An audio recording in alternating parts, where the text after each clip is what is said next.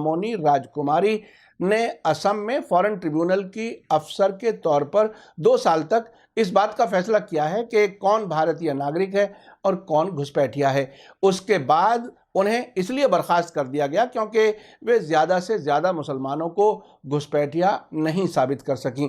उन्होंने New York times को बताया है कि उन्हें बर्खास्त करके सज़ा दी गई है। भारत में नागरिकता की इस प्रोसेस में 54 बरस की मामोनी राजकुमारी फ्रंट लाइन पर थीं और उस ट्रिब्यूनल का हिस्सा थीं बरसों से, जिसके पास नागरिकों के दस्तावेज की छानबीन की जिम्मेदारी थी।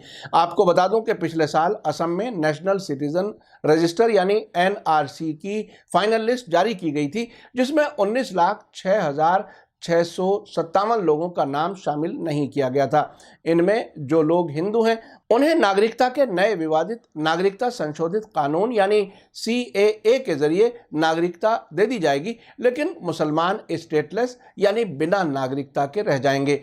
न्यूयॉर्क टाइम्स का कहना है कि असम में जो कुछ भी हुआ है, पूरे मुल्क में जो कुछ होने वाला है, वो उसकी सिर्फ एक झलक है, इसलिए कि प्रधानमंत्री नरेंद्र मोदी मुल्क की धर्मनिरपेक्ष यानी सेकुलर और बहुसांस्कृतिक यानी मल्टीकल्चरल पहचान को ख़त्म करके हिंदू राष्ट्र बनाना चाहते हैं। न्यूयॉर्क टाइम्स ने असम में फॉरेन ट्रिब्यूनल के एक मौजूदा और 5 पूर्व यानी फॉर्मर मेंबर्स का इंटरव्यू किया है। 5 फॉर्मर मेंबर्स का कहना है कि सरकार की तरफ से उन पर मुसलमानों को घुसपैठिया साबित करने का बहुत दबाव था। राजकुमारी समेत उनमें से 3 ने कहा है कि उन्हें सिर्फ इसलिए बर्खास्त कर दिया गया क्योंकि उन्होंने ऐसा नहीं किया। उसके बाद पिछले ही साल प्रधानमंत्री नरेंद्र मोदी सरकार ने नेशनल सिटीजन रजिस्टर NRC को पूरे मुल्क में लागू करने का ऐलान किया था। जवाहरलाल नेहरू यूनिवर्सिटी के पूर्व प्रोफेसर विनोद खदड़िया का कहना है कि ऐसा लग रहा है कि मुसलमानों को बहुत तेजी से निशाना बनाया जा रहा है।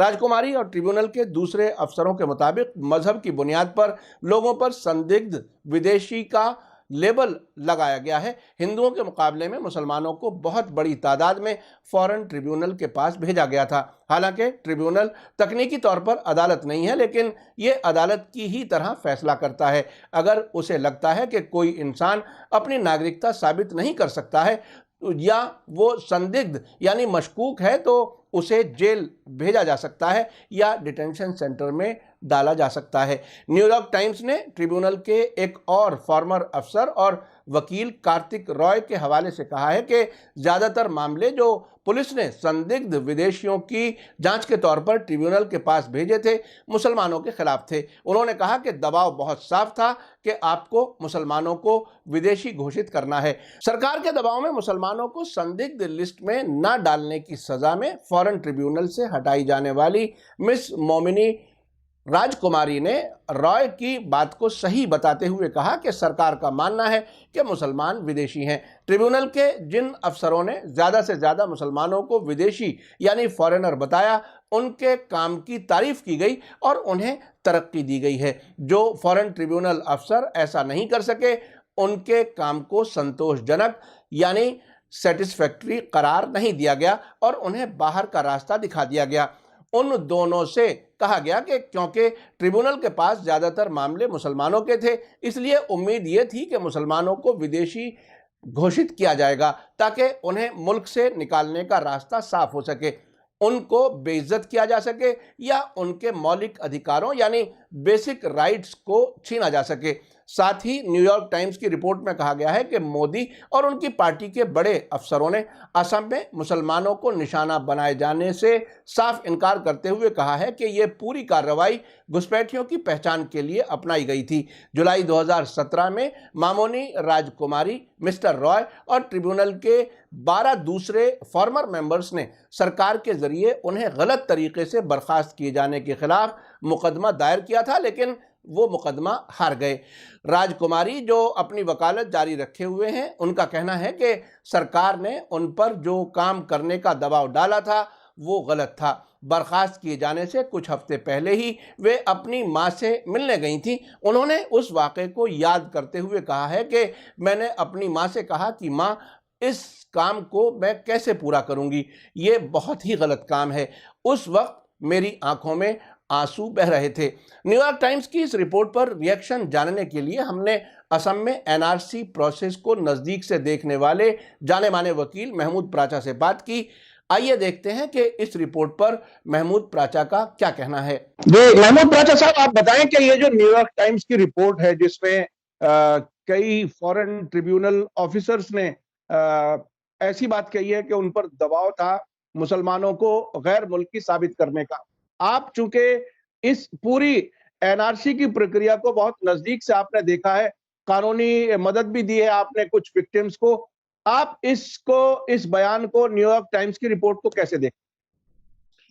देखिए, ये रिपोर्ट जो है बहुत ज्यादा काफी हद तक एकदम दुरुस्त है, मगर इसमें मैं सिर्फ एक करेक्शन करना चाहूंगा कि ये सिर्फ इसलिए नहीं थी कि मुसलमानों को इसमें टारगेट किया जाए, बल्कि बहुत होशियारी के साथ, बहुत ही छुपे हुए तरीके से इसमें SC ST और OBC को भी टारगेट किया गया और दूसरी रिलीजियस माइनॉरिटीज को भी टारगेट किया गया है।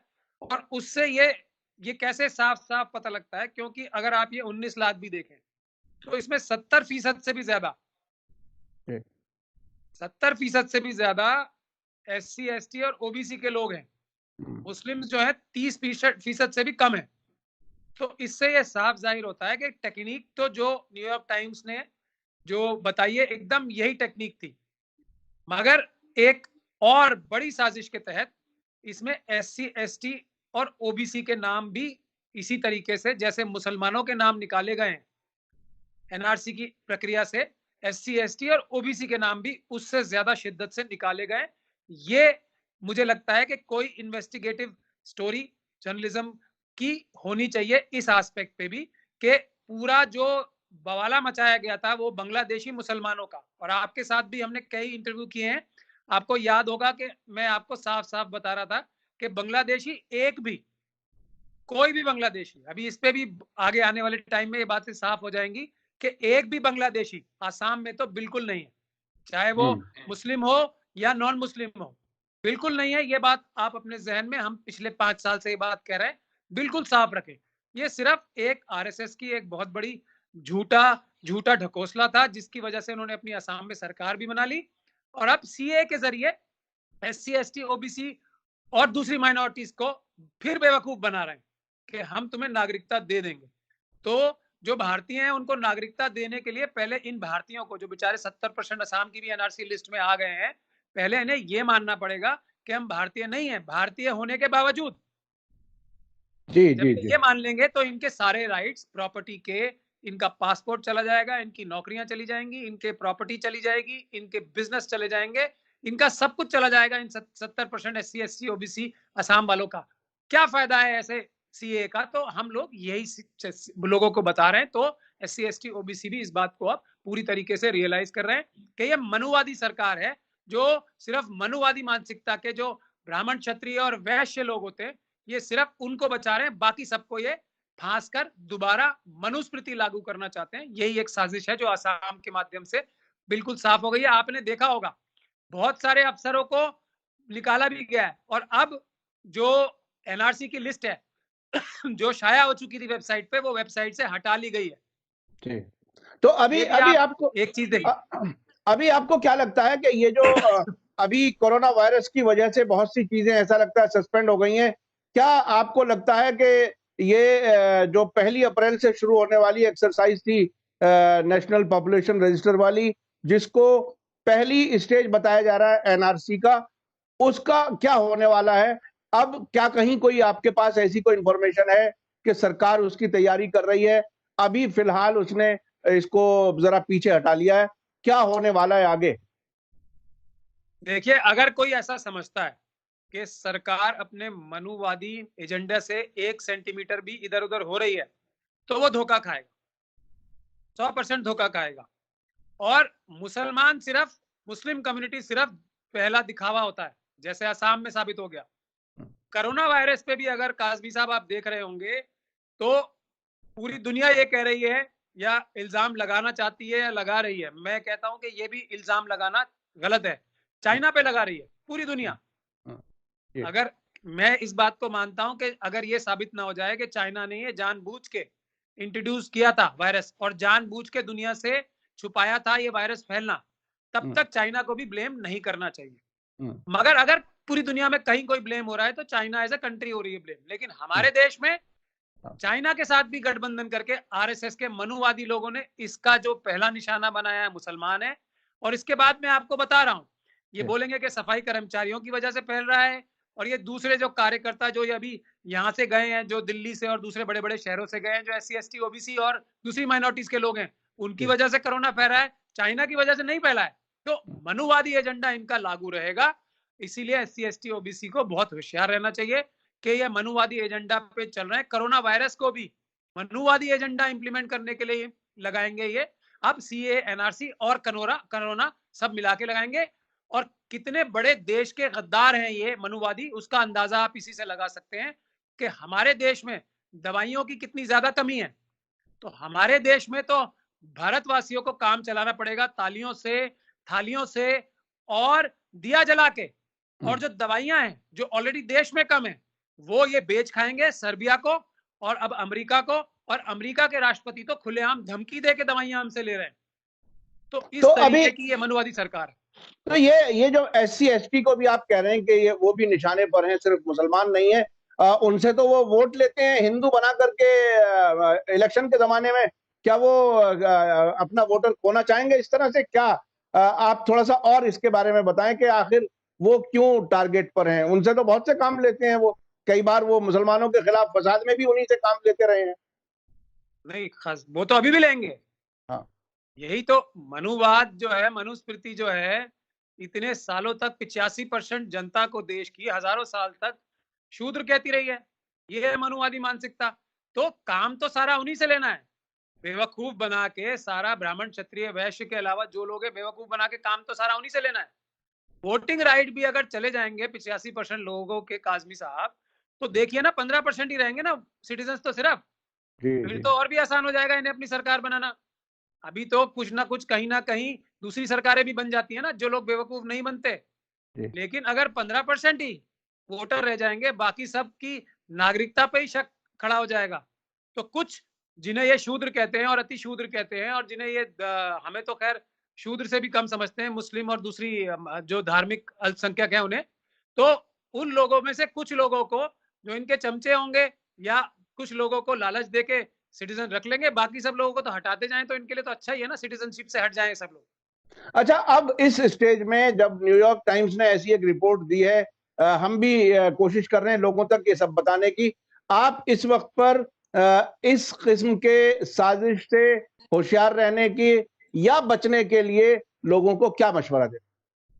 जो मशवरा मैं शुरू से दे रहा हूं, जो भी मनुवादी बात कहें उसमें ना लगा के आगे बढ़े। अगर वो ये कहते हैं कि हम देश का भला करना चाहते हैं, तो वो देश को बर्बाद करना चाहते हैं। अब आप सिर्फ एक सवाल पे आपके चैनल के माध्यम से पूछना चाहता हूं देश की सारी जनता से, और खास तौर पे जो अम्बेडकरवादी लोग हैं, जो एससी एसटी ओबीसी और माइनॉरिटीज के लोग हैं, क्या किसी भी तरीके से आज जो ये मनुवादी मीडिया सारी जस्टिफाई करने की कोशिश कर रही है कि ट्रम्प साहब ने जो धमकी देके अब जो ये दवाइयां लेनी शुरू की हैं, 24 दवाइयां, महत्वपूर्ण दवाइयां जो ट्रम्प साहब ने धमका के ले रहे हैं, ये क्या जी। देश हित में है? ये मनुवादी मीडिया कोई नहीं दिखाएगी। सब ऐसी तारीफें कर रहे हैं कि जैसे भारतीयों का भलाई इससे होगा कि हम अपने हिस्से की दवाइयां पूरी जो है अमेरिका को दे दें, उससे हम सब लोग कोरोना से बच जाएंगे। इस तरह से मनुवादी मीडिया दिखा रही है। तो जब तक हम लोग सीधा सीधा कोई भी मनुवादी व्यक्ति है देश में, उसका टोटल बायकॉट नहीं करेंगे, तो जब तक देश का कोई सोल्यूशन नहीं हो सकता। ये छलावा करने में, बेवकूफ बनाने में, धोखा देने में हजारों साल की ट्रेनिंग है इनकी। इनसे आप पार नहीं पाएंगे। इनसे बहस में नहीं पड़ना चाहिए। जो भी व्यक्ति मनुवादी है उसको सिर्फ नकारना चाहिए, उससे बात ही नहीं करनी चाहिए, और उसके सारी चीजों को एकदम बायकॉट करना चाहिए। एनपीआर, सीएए, एनआरसी पर इस वक्त आपका क्या कहना है? हालांकि अभी कहीं डिबेट में नहीं है, लेकिन इस रिपोर्ट से यह लग रहा है कि ये चिंगारी है और वो बहुत जल्दी फिर सामने आने वाली है। इस वक्त में लोगों को आप क्या मशवरा दें? देखिए, जैसे ही ये लॉकडाउन खत्म होगा, जैसे ही खत्म होगा, जैसा एजिटेशन चल रहा था उससे 10 गुना ताकत से ये शुरू होगा। ऐसा मैं वादा कर रहा हूं आपके माध्यम से सभी हमारे अंबेडकरवादियों से। देश के किसी भी हालत में हम संविधान को कमजोर नहीं होने देंगे, किसी भी हालत में देश को कमजोर नहीं होने देंगे।